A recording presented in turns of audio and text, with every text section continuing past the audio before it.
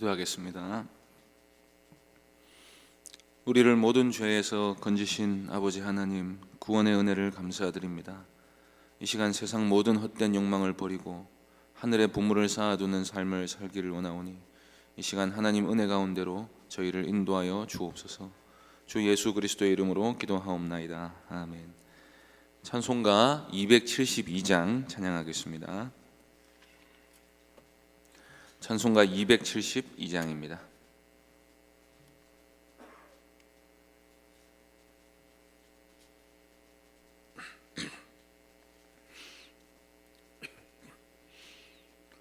찬송가 272장 함께 찬송하겠습니다. 고통의 멍에 벗으려고 예수께로 나갑니다. 자유와 기쁨 베푸시는 주께로 갑니다. 병든 내 몸이 튼튼하고 빈궁한 삶이 부해지며 죄악을 벗어버리려고 주께로 갑니다. 낭패와 실망 당한 뒤에 예수께로 나갑니다. 십자가 은혜 받으려고 주께로 갑니다. 슬프던 마음 위로받고 이 생의 풍파 잔잔하며 영광의 찬송 부르려고 주께로 갑니다. 교만한 마음을 내버리고 예수께로 나갑니다. 복 되신 말씀 따르려고 주께로 갑니다. 실망한 이 몸 힘을 얻고 예수의 크신 사랑 받아 하늘의 기쁨 맛보려고 주께로 갑니다. 죽음의 길을 벗어나서 예수께로 나갑니다. 영원한 집을 바라보고 주께로 갑니다. 멸망의 포 헤어나와 평화의 나라 다다라서 영광의 주를 배우려고 주께로 갑니다. 하나님 말씀은 스바냐 3장 9절부터 13절까지 말씀입니다. 구약성경 1309쪽입니다. 스바냐 3장 9절부터 13절까지 말씀입니다. 스바냐 3장 9절부터 13절까지 찾으셨으면 한 절씩 교독하겠습니다. 그때 내가 여러 백성의 입술을 깨끗하게 하여 그들이 다 여호와의 이름을 부르며 한 가지로 나를 섬기게 하리니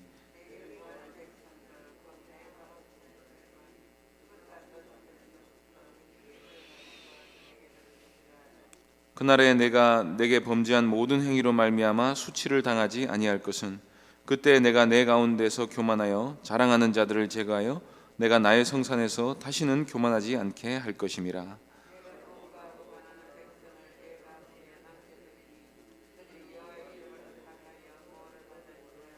함께 읽겠습니다. 이스라엘의 남은 자는 악을 행하지 아니하며 거짓을 말하지 아니하며 입에 거짓된 혀가 없으며 먹고 누울지라도 그들을 두렵게 할 자가 없으리라. 아멘. 이 시간 범세계적인 회복이라는 제목으로 하나님 말씀 전하겠습니다. 이때까지 스바냐서는 범세계적인 심판에 대한 경고로 가득 차 있었습니다. 구원에 대한 소망도 혹시 여호와를 찾고 구하면 숨겨주실지도 모른다 하는 막연한 기대로 여겨질 정도였습니다. 그럴 정도로 여호와의 날에 대한 경고는 혹독했습니다. 그런데 스바냐서에서 하나님은 온 세상이 하나님의 질투의 불에 소멸될 그날이 하나님이 숨겨주신 자들에게는 구원의 날이 될 것이라고 선언합니다. 그런데 놀랍게도 하나님은 이날에 하나님이 숨겨주신 자들이 온 세상 곳곳에 있게 될 것이라고 말씀하십니다. 유다 백성들 안에 있는 사람 중에 하나님을 경외하는 사람만 숨겨주시는 게 아니라 온 세상 백성들이 불심판 가운데서 멸망하지 않고 살아남아서 하나님만을 경외하는 놀라운 비전을 보여주신 것입니다. 9절 말씀을 보시겠습니다. 그때 내가 여러 백성의 입술을 깨끗하게 하여 그들이 다 여호와의 이름을 부르며 한 가지로 나를 섬기게 하리니.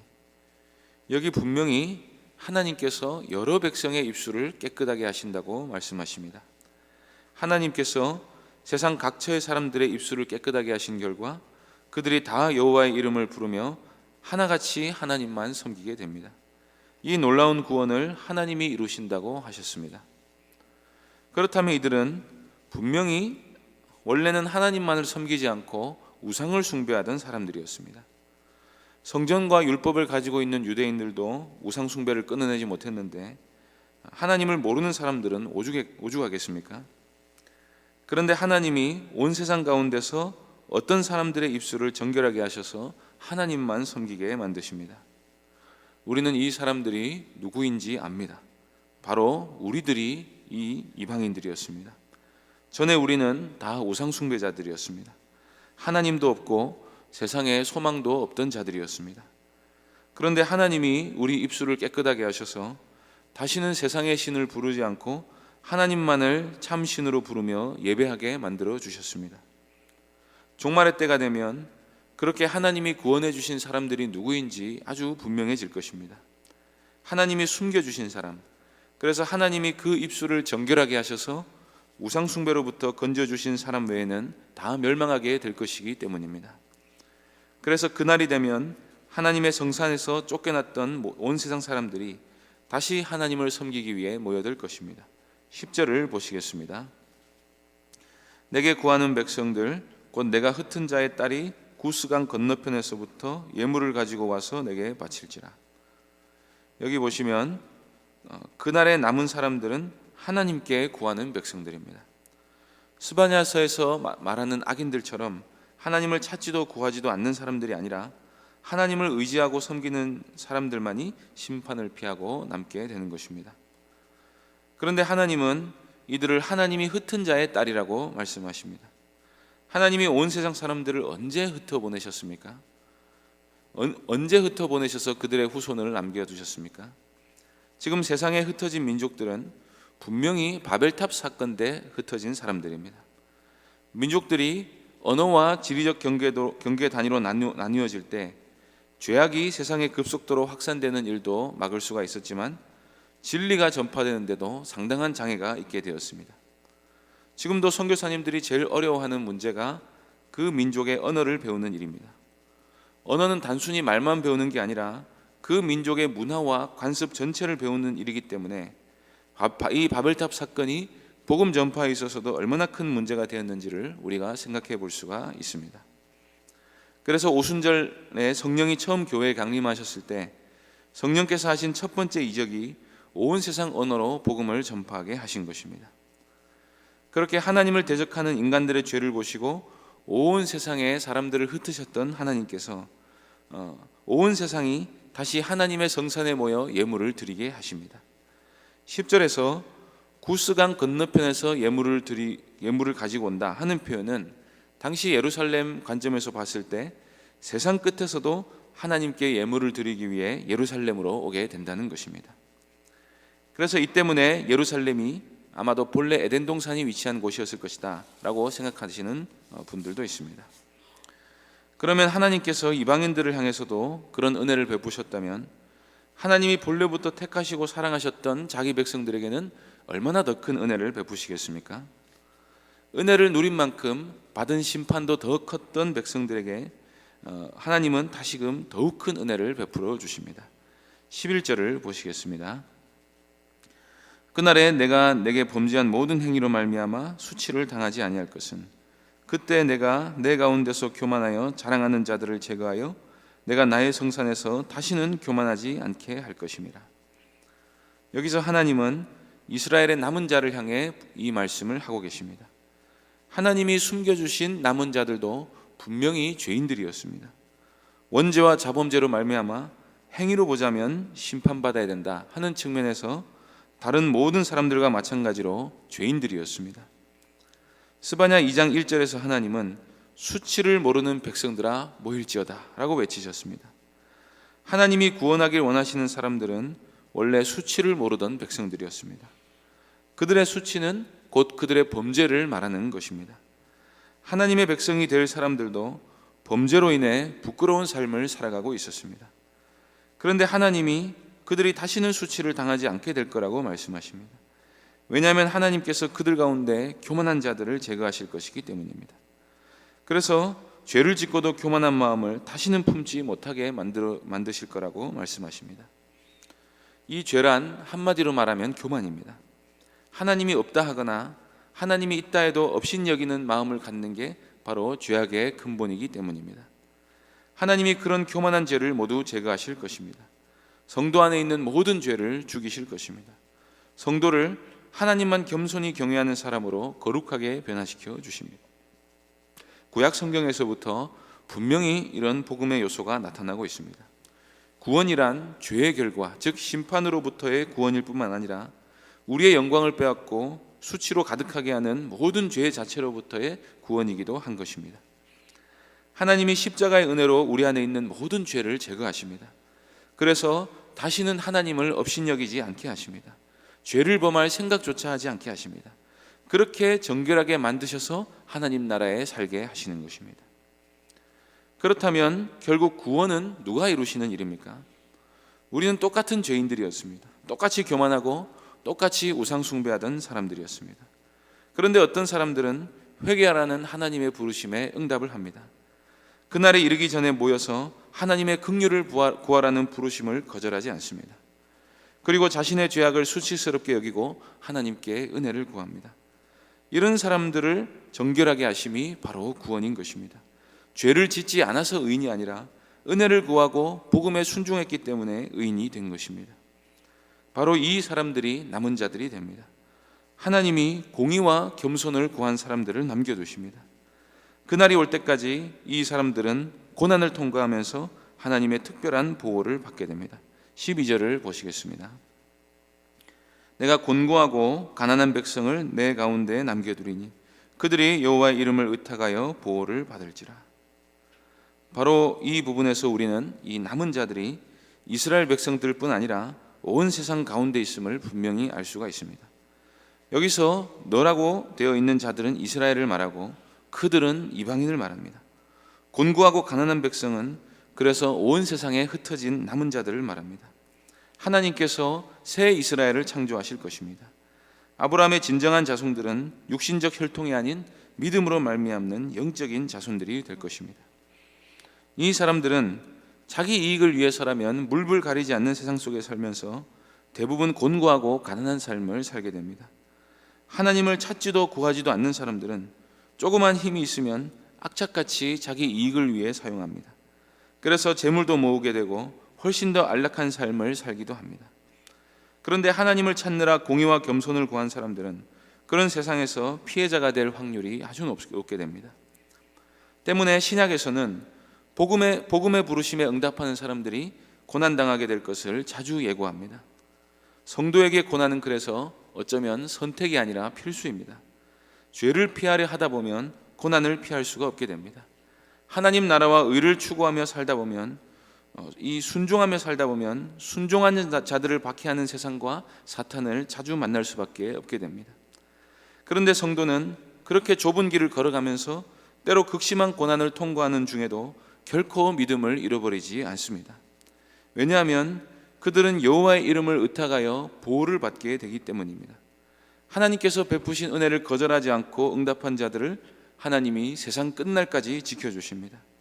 십자가에 못 박히신 예수 그리스도를 믿으라는 그 복음의 부르심에 응답하여 처절한 회개와 예수를 주님으로 고백하는 참된 믿음으로 응답한 신자를 하나님이 믿음에서 떨어지지 않도록 반드시 지켜주시는 것입니다. 그렇게 하나님의 은혜로 믿음을 버리지 않도록 보호받은 신자는 고난 가운데서 인내하는 동안 점점 더 거룩해지는 성화의 과정을 겪게 됩니다. 마침내 이 성화는 영화로 이어져서 영원토록 다시는 범죄하지 않는 온전한 하나님의 백성의 자리에까지 이르게 됩니다. 13절을 보시겠습니다. 이스라엘의 남은 자는 악을 행하지 아니하며 거짓을 말하지 아니하며 입에 거짓된 혀가 없으며 먹고 누울지라도 그들을 두렵게 할 자가 없으리라. 이제 그 나라의 본 자손들인 이스라엘 백성들과 이방인 모두가 이스라엘의 남은 자로 불리게 됩니다. 우리는 원래 이스라엘 민족은 아니었지만 천국에 가면 새 예루살렘에 살게 될 것입니다. 그리고 우리는 아브라함의 믿음의 자손으로 불리게 될 것입니다.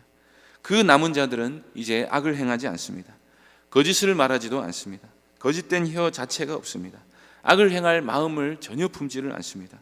오로지 선을 행하며 의를 행하며 거룩한 하나님을 그대로 빼닮은 온전한 사람이 되게 됩니다. 그렇게 의롭게 된 자를 누가 해칠 수가 있겠습니까? 누가 그들을 두렵게 할 자가 있겠습니까? 세상의 악인들이 종말에 다 심판을 받았고 이제 죄인은 아무도 없습니다. 진정한 천국이 오는 것입니다. 우리가 이 놀라운 소망을 가진 복받은 사람들임을 믿으시기 바랍니다. 아직도 세상에 수많은 사람들이 교만한 입술로 하나님을 업신여기고 있습니다. 그 가운데서 우리는 날마다 하나님을 예배합니다. 복음을 인정하고 예수 그리스도만을 나의 의로 받아들입니다. 주님의 말씀을 따르는 것을 복으로 여기며 그 말씀에 순종하기를 힘쓰며 살아갑니다. 죄를 버리고 의를 행하기를 원하며 날마다 회개하며 은혜를 간구합니다. 어떻게 이런 삶이 가능합니까? 하나님이 우리를 죄로부터 건져내셨기 때문입니다. 그렇게 우리를 세상 죄악으로부터 숨겨주신 하나님께서 끝날 심판의 날까지 우리의 믿음을 지켜 보호해 주실 줄로 믿으시기 바랍니다. 그리고 그날의 심판이 우리에게 화가 되지 않고 오히려 복된 날이 되고 구원의 날이 될 줄로 믿으시기 바랍니다. 그러면 이제 성도의 목표는 분명해졌습니다. 그 나라에 살아가기에 합당한 사람이 될 준비를 하는 것입니다. 우리가 최종적으로 완전해질 것이다. 하나님처럼 거룩해질 것이다. 그 나라에 가면 아무도 우리를 두렵게 할 자가 없을 것이다 하는 이 소망을 가지고 세상 죄악으로부터 우리를 건지신 하나님의 은혜에 오늘도 순종으로 감사를 표현하며 살아가는 복 있는 성도님들 되시기를 바랍니다. 기도하겠습니다. 하나님 아버지, 이 심판에 대한 이 두려움이 우리에게는 좀 구원의 소망이 되는 날이 되게 하여 주시니 참으로 감사드립니다. 하나님, 우리를 세상 죄악 가운데서 건져내셔서 하나님의 은혜만을 간절히 바라보게 하셨사오니 거짓된 입술이 없고 정직한 혀로 하나님만을 찬송하게 하여 주시고 세상 우상들을 따르지 아니하게 하여 주시고 하나님만 경외하며 겸손과 공의로 하나님만 찾는 저희들 될 수 있도록 은혜 베풀어 주시옵소서. 그러나 저희들을 의지하지 않게 하여 주시고 우리의 의가 되신 예수 그리스도만을 의지하게 하여 주시고 우리의 구원에 참된 소망이 되신 하나님만 믿게 하여 주옵소서. 주 예수 그리스도의 이름으로 기도하옵나이다. 아멘. 하늘에 계신 우리 아버지여, 이름이 거룩히 여김을 받으시오며 나라의 임하옵시며 뜻이 하늘에서 이룬 것 같이 땅에서도 이루어지이다. 오늘날 우리에게 일용할 양식을 주옵시고 우리가 우리에게 죄 지은 자를 사하여 준 것 같이 우리 죄를 사하여 주옵시고 우리를 시험에 들게 하지 마옵시고 다만 악에서 구하옵소서. 대개 나라와 권세와 영광이 아버지께 영원히 있사옵나이다. 아멘. 우리를 구원하신 하나님의 은혜에 오늘도 순종으로 감사를 표현하는 삶을 살게 해주시기를 말씀을 기억하며 기도해 주시고, 오늘 저녁부터 있을 이청년부 사남 오연전도의 수련회를 위해서 기도해 주시기 바랍니다. 내일 있을 권찰의 수련회를 위해서 기도해 주시고, 교회당 건축과 병중의 성도들을 위해서 기도해 주시고 개인적으로 기도하시기 바랍니다.